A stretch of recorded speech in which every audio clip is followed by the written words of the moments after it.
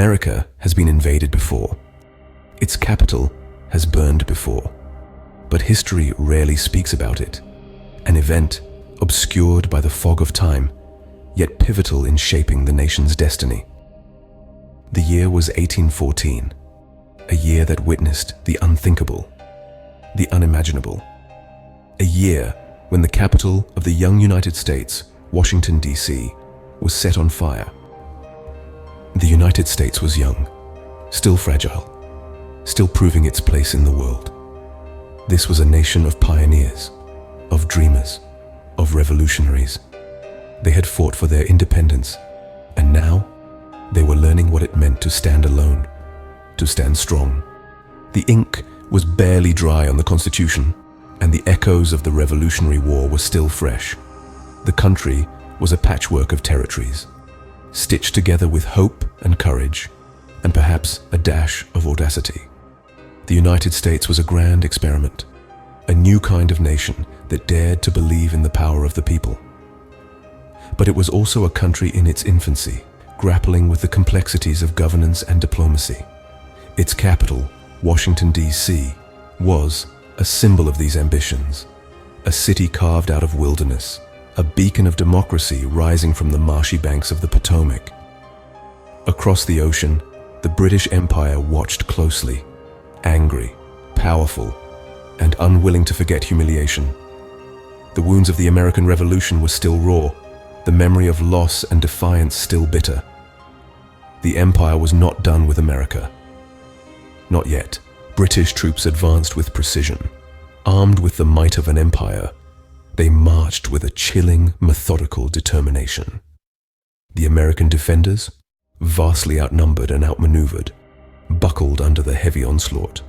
Their lines crumbled, their resolve withered, and soon their ranks were in disarray. The British, like a relentless tide, swept through the defenses, their red coats a stark contrast against the backdrop of the young nation's capital. The troops, experienced and disciplined, left no stone unturned, no alley unexplored. Their march was not a mere show of force. It was a calculated encroachment, a deliberate invasion. The city's defenses, unprepared for the magnitude of the assault, fell one by one. The cannon fire, the musket shots, the battle cries all echoed through the city, a dreadful symphony of impending doom.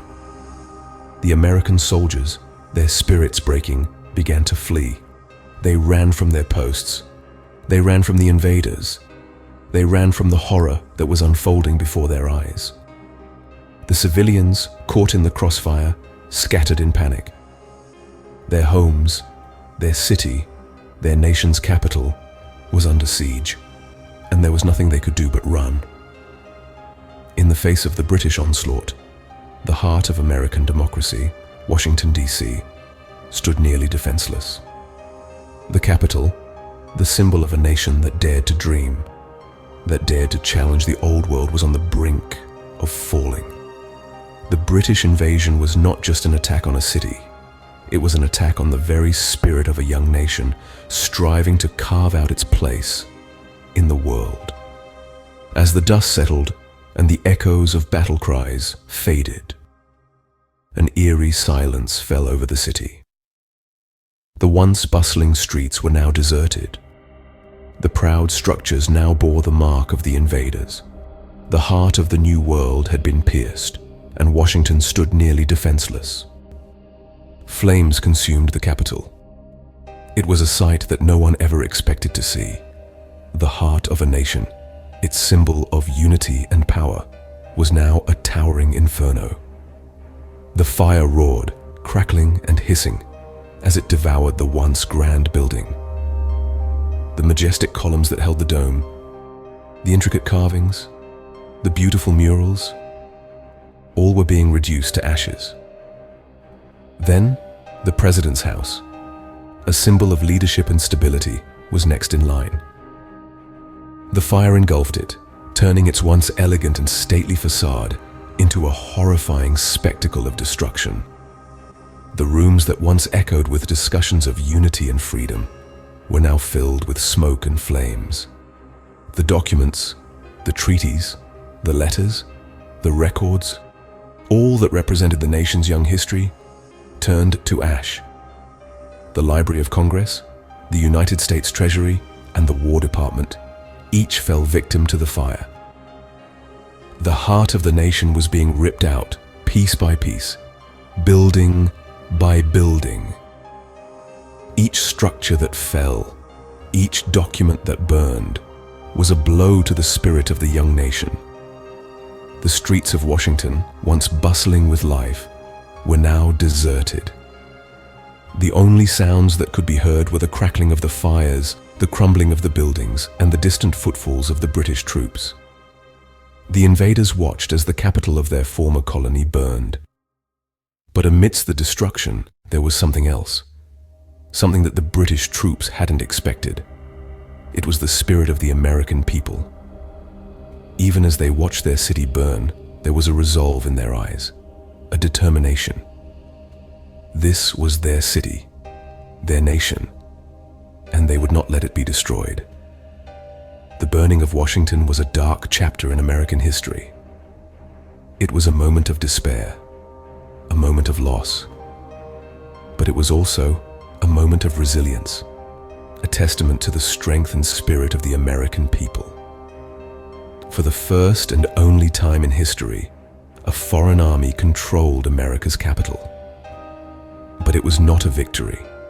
It was a spark that ignited a fire within the American people.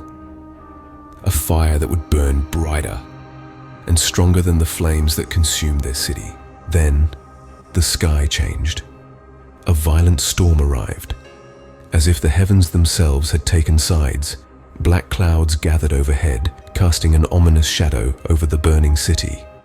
The air grew dense, heavy with the promise of a downpour. Suddenly the first drops fell. A gentle patter, followed by a deluge. The rain fell in torrents, a cascade of hope and relief.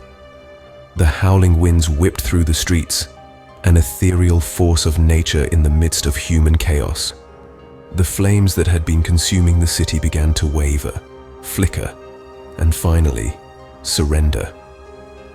The fires that had once roared with destructive fury were now dampened, smothered by the relentless storm. The rain washed away the ash, the soot, the remnants of a city on fire.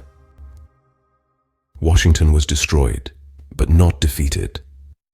The city lay in ruin, its heart blackened by the flames that had once consumed it.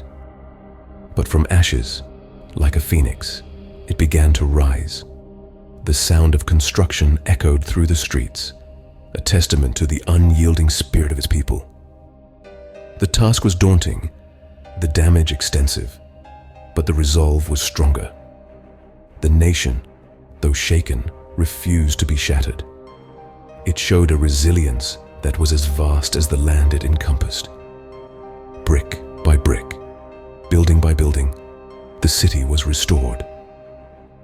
The scars of the invasion remained, but they were transformed into symbols of survival, mementos of a battle fought and endured.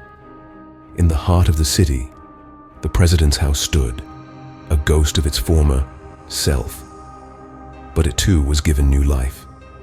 Its burned walls were mended, its charred foundations fortified, and then, in a final act of defiance, the walls were painted white. A fresh start, a clean slate, a symbol of hope and renewal. The burned walls of the president's house were painted white, hiding the scars forever. History remembers victories. It etches in stone the triumphs, while the near failures, the moments that could have altered courses, often fade into the margins. The burning of Washington is one such pivotal juncture, a testament to resilience and rebirth. This is one of those forgotten moments.